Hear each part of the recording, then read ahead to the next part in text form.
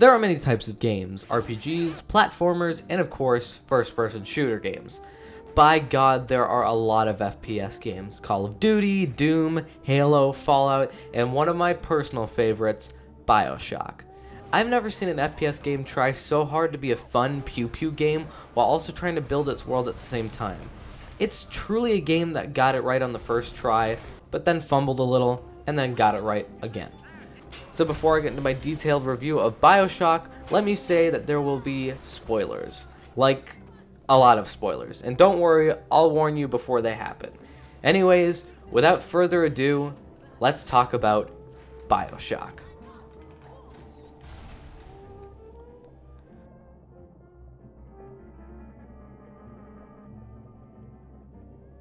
Bioshock has a very engaging story. You start off with being flung from a plane, and then stumbling upon the forgotten entrance to the main location, Rapture. Here, there is a lot of Andrew Ryan, the creator of Rapture's, propaganda. Whether it's just a quote or a piece of film, there is a lot of it. But who cares about that? Because only a minute after walking in here, you start to enter Rapture. And this may be one of the greatest shots in video game history. I mean, you have all the monuments and undersea animals. It's just amazing to look at.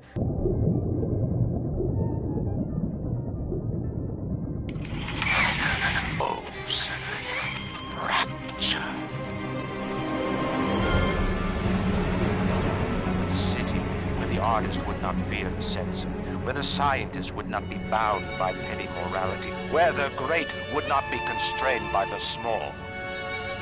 And with the sweat of your brow, Rapture can become your city as well.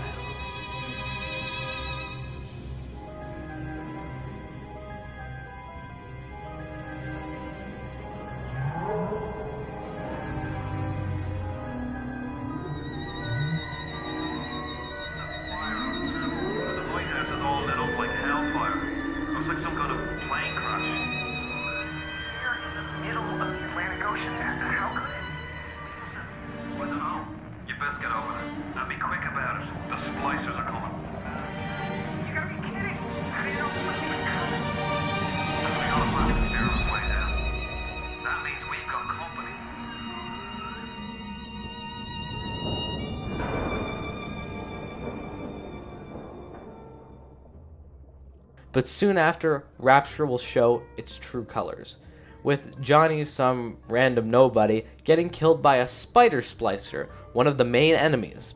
And soon after, you'll be let out to get a glimpse at the destroyed Rapture. We'll get into how this came to be soon, but first, you have to get the wrench. And fucking beat a goddamn splicer to death. Then you'll get your first plasmid, the electro bulb.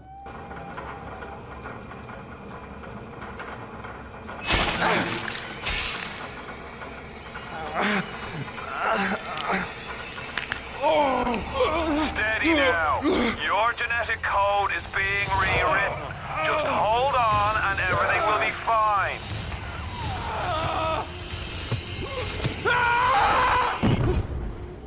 A plasmid is a drug type thing, but instead of dying, like with cocaine, you get to shoot lightning from your hands. Soon after, you'll encounter more splicers, get to use your first gun, and even see a Big Daddy in action.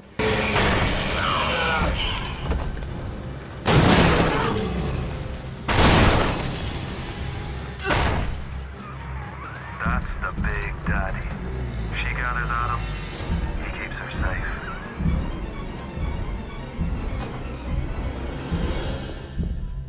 And they're pretty fucking terrifying. First and foremost, I never want to be drilled like that poor sap over there. And their main job is to protect little sisters, these things. In return, she collects Adam, a fluid-type substance that flows through the blood of splicers, and even you. Little sisters are big targets as Adam is so powerful that it can make you a god. So that's why they're such big targets in the splicers' eyes, until later in the game when you get to meddle with them. But we're not going into that right now. Anyways, from this point on, you're off to do whatever it is you please in the underwater city of Rapture. Now it's time to get into the events that predated the events of Bioshock. Okay, so, Andrew Ryan, being the man, decided that the people did not have the rights they deserved and that the government rule was a problem. So he decided to make Rapture, a city built underwater with no government rule. This went well for the first bit until it all went to hell, with the creation of plasmids and even a full-scale civil war happening. The aftermath of all this is of course the Rapture you see in the game, broken down and lifeless, full of crazy people and big daddies. And with you being thrown into this, you team up with Atlas, a man who is one of the only few people who didn't go crazy or die. You set up to meet with him and help him save his family and escape. And that does it for the story. On to the gameplay.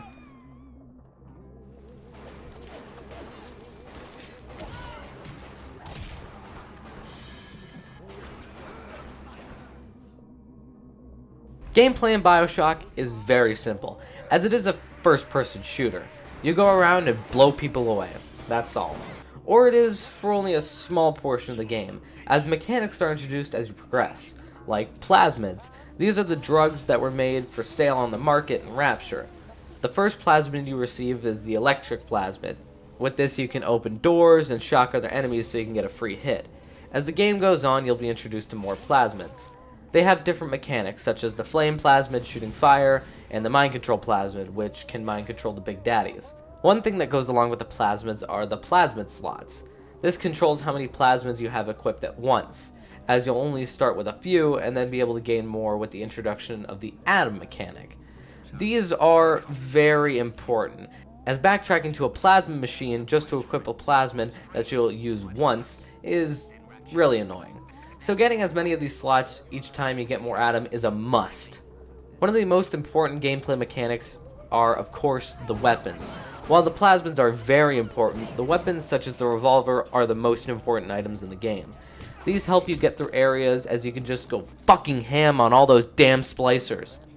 Without these, you would never be able to make it past any area of Rapture. You may just start off with a piddly ass wrench, but you'll eventually upgrade to a fucking rocket launcher.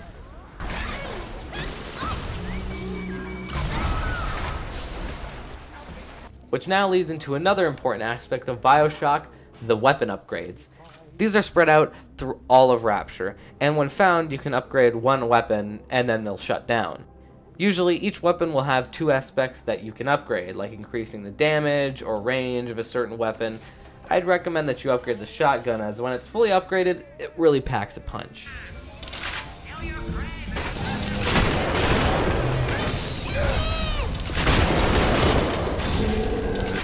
But now it's time to talk about the atom system.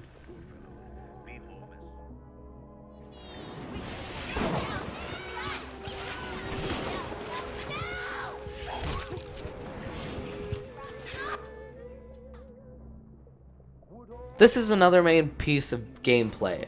This also weaves its way into the plot. So a little ways into the game you meet the first big daddy, and as usual he has a little sister with him. Kill the big daddy, then you'll approach the little sister, but you'll soon be stopped by the creator of the little sisters, Dr. Tenenbaum. She yells at you while brandishing a gun not to harm the little sister, while at the same time Atlas says that they don't fucking matter as they're too far gone from what they used to be.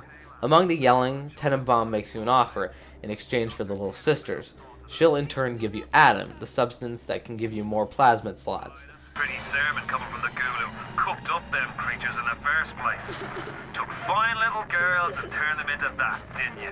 Listen to me, boyo. You won't survive without the atom those things are carrying. Are you prepared to trade your life, the lives of my wife and child, for Tenenbaum's little Frankenstein? Here! There is another way. Use this. Free them from their torment. I will make it to be worth your while. Somehow. Now you're given the choice to either harvest the little sisters or spare them. If you harvest them, you'll get quite a bit of Atom, but if you spare them, you'll get Atom supplied to you by Tenenbaum. Although it is less than what harvesting little sisters will give you, it helps that you spare them, as if you spare all the little sisters, that is what leads to the good ending.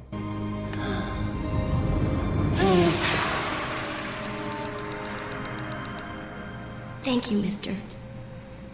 Thank you. The path of the righteous is not always easy, yes. The reward will become clear in time.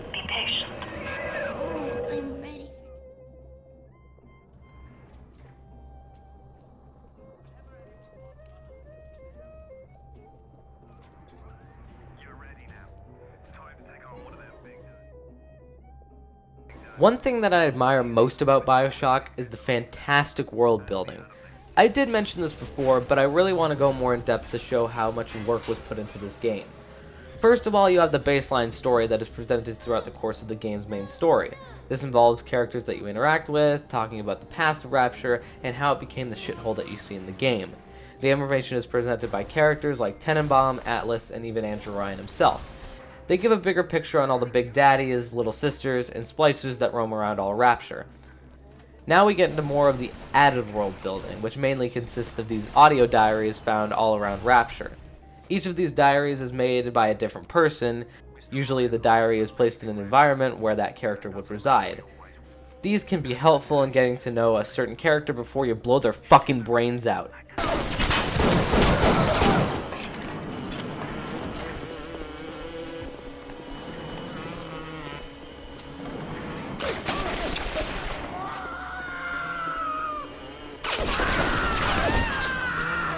Yeah, sometimes they will drop diaries on you right before you fight the person who recorded the diary. Sure, it works sometimes if the location and contents of the diary really build up the character to be imposing, and other times it just leads to another boss battle, but most of the time it really works well. Moving on from the diaries, we get to the actual areas of the game, and even though these work well as a companion with the diaries, I think that at times it can really show what has happened from Rapture's inception to now. Certain areas like the hospital area or the cargo area give a bleak image of what happened. As they're all run down, water is leaking in the hospital, cargo boxes are spread all over the place, rocks are falling, blood is everywhere, it's just an absolute shit show. The areas are only elevated by the presence of the splicers and the big daddies.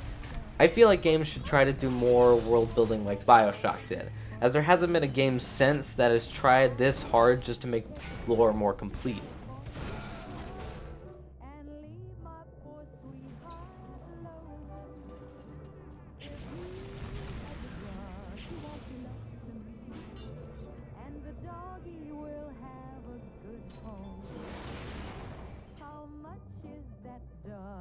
I know this may seem like it's not that important, but to me it just adds to how good the game is. It is beautiful. The opening is just a testament to that. Seeing all of Rapture before you see what lies inside, it is a great example of how looks can be deceiving, as Rapture is pretty good looking on the outside, but right when you actually get inside Rapture, you see its true colors right away. Now this section is both dipping in how great the game looks and how the game uses that looks can be deceiving saying. Because in Rapture that saying is the absolute truth, because through the leftover propaganda, we can see what Andrew Ryan wanted Rapture to be, like an underwater sanctuary for only the most elite people he could find. A place without rules, without boundaries. And again, I will refer to that saying looks can be deceiving since all the people who went to live in Rapture first saw it as heaven, when it turned out to be hell, and as you continue through the game, that's how it seems. As you may think to yourself that the area that you are in at the moment has to be the worst part, until you reach the next area and you realize that you're slowly descending into the physical formation of hell on Earth. But besides how the vistas are used to show Rapture in a story perspective, they're pretty good looking in a visual perspective as well. Since Bioshock is a fairly large game, you'll be able to see most of Rapture in the flesh. And even though it is run down quite a bit, it still looks fairly beautiful, making me think that the designers could have worked a little bit harder on making Rapture look more run down and dirty. But for how the game looks as is, it's fantastic. A true testament to how well the designers did on this portion.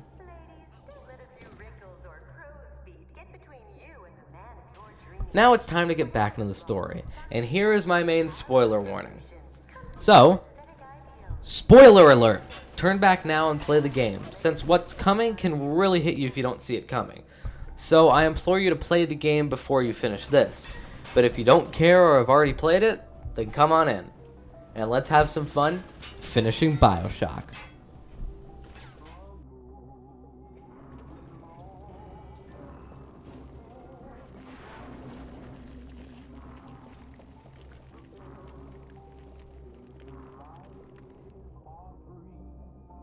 After a fairly long trek through Rapture, you find fabled artist Sander Cohen.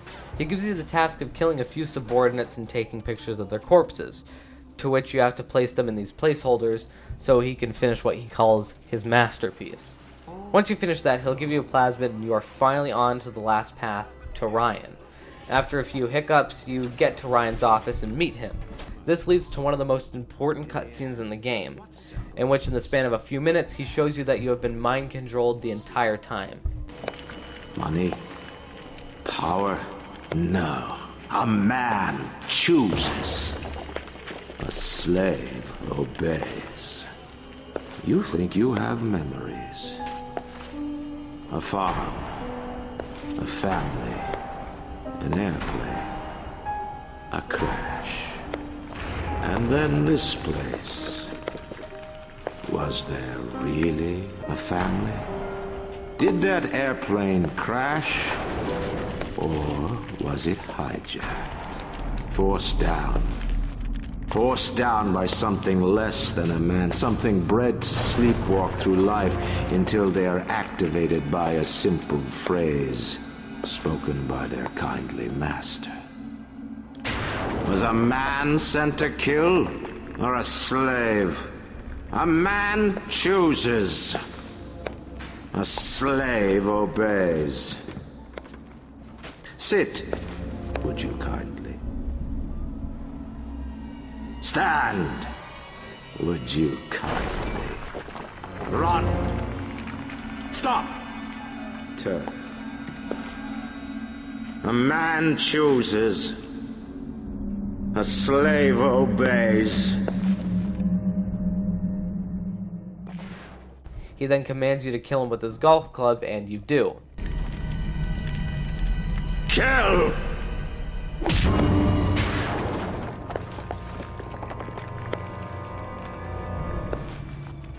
A man chooses!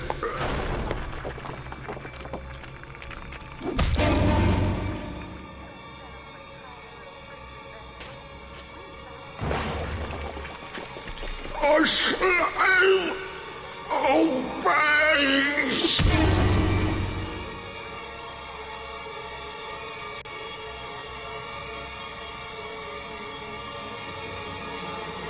Obey!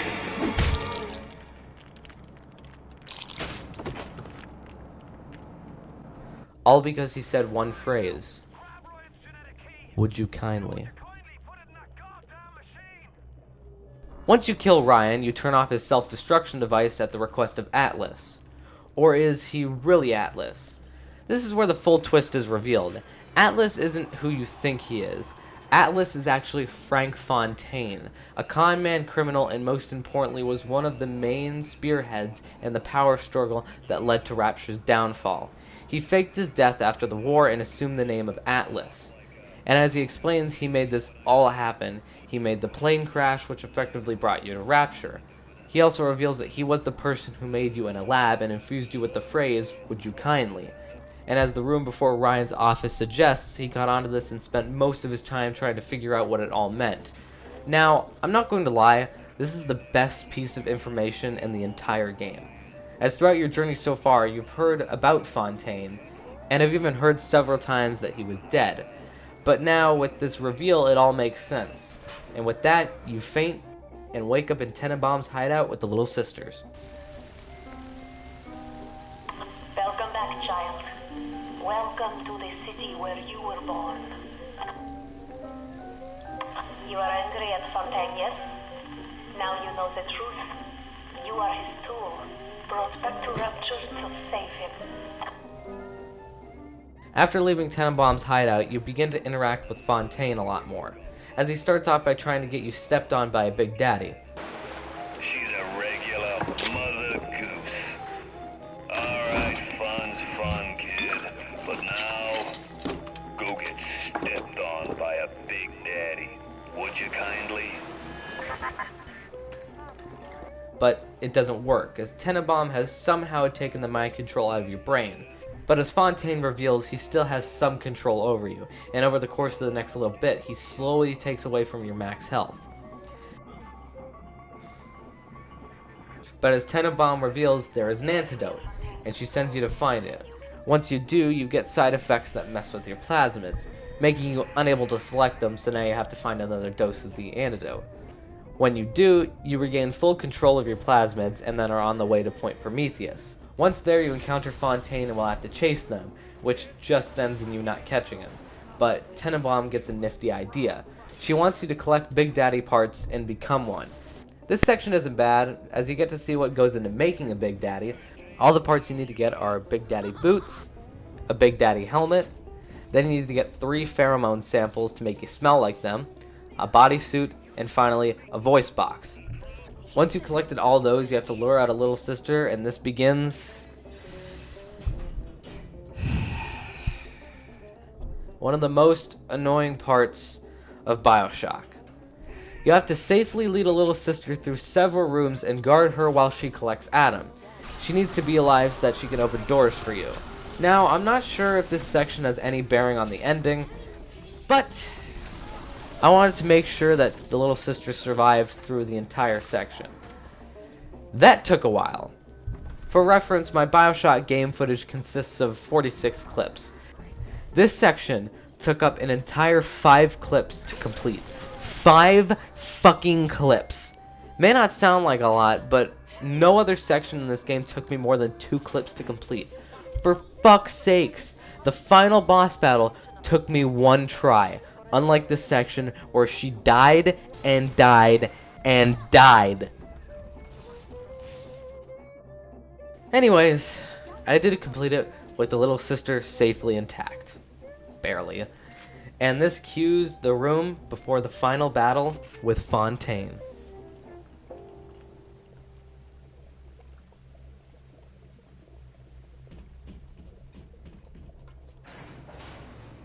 Finally, after all you've been through, you enter the elevator and ascend to confront Fontaine. Now, this isn't a regular boss battle. As you ascend, Fontaine says his last words to you, saying that you are like his son, and then the battle begins. First off, Fontaine is now infused with a lot of Adam, which makes him look like this now. To begin the fight, you have to drain Adam from him with the needle the little sister gave you. Then Fontaine will jump out of his restraints and begin to fight you. This is the meat of the final battle, as he'll switch between certain types of plasmids through the course of the fight, starting with fire, then ice, and finally electricity. Besides Fontaine and his plasmid powers, after the first phase, other events will happen as you fight him, like security bots attacking you as well as splicers. When fighting Fontaine, you don't want to be greedy with your attacks, as he can easily knock you on your ass if you're not careful. My strategy for the fight is use the plasmid that is strong against the plasmid he is currently using, and then shoot him as many times as possible while staying out of his way. As for the security bots and splicers, I'd ignore them, unless they really get in your way. But after all is said and done, you drain Fontaine's last bit of Adam, he breaks free once again and seems to have you cornered.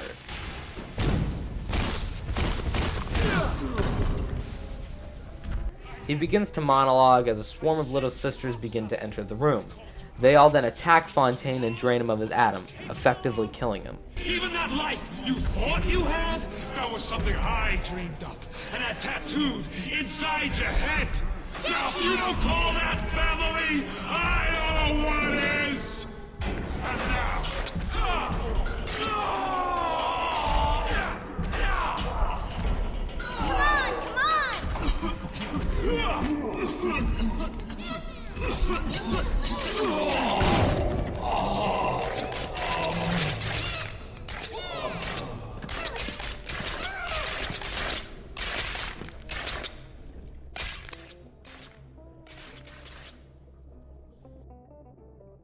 Now, there are multiple endings to Bioshock, and since my game footage hard drive can only hold so much space, and this is just one playthrough, I strive to get the best ending possible.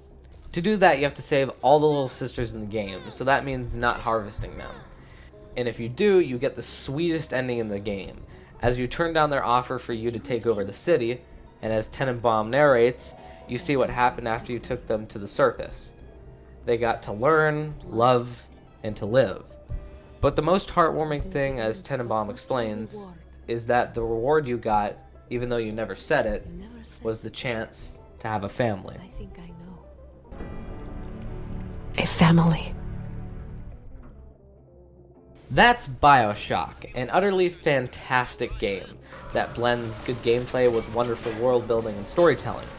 Sure, Bioshock isn't perfect. There are some spots in the game that don't entirely hold up as well, like the hacking. It's fun, but it has its problems. I think the RNG system with the hacking is the main flawed part about it. And your character. While he has an interesting story arc, depending on what ending you get, he is probably the least interesting character in the game. Like, come on. He doesn't even talk. You can have interesting characters that don't talk. I mean, look at fucking Half-Life. But as I stated before, Bioshock is great, from the storytelling to the world building to the seemingly simplistic gameplay that's made more complex with the plasmids, atom, and other components, such as upgrading your weapons and the attributes you can add to your character throughout the game.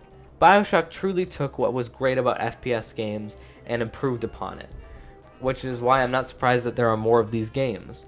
While I haven't played Bioshock 2 yet, I have played Bioshock Infinite before, and from what I remember, it improved on what made this game great, with a new story and characters that was equally as interesting as the first game.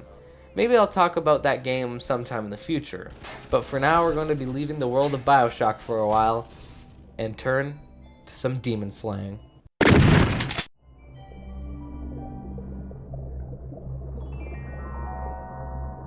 A man's home is his castle and should be defended as such.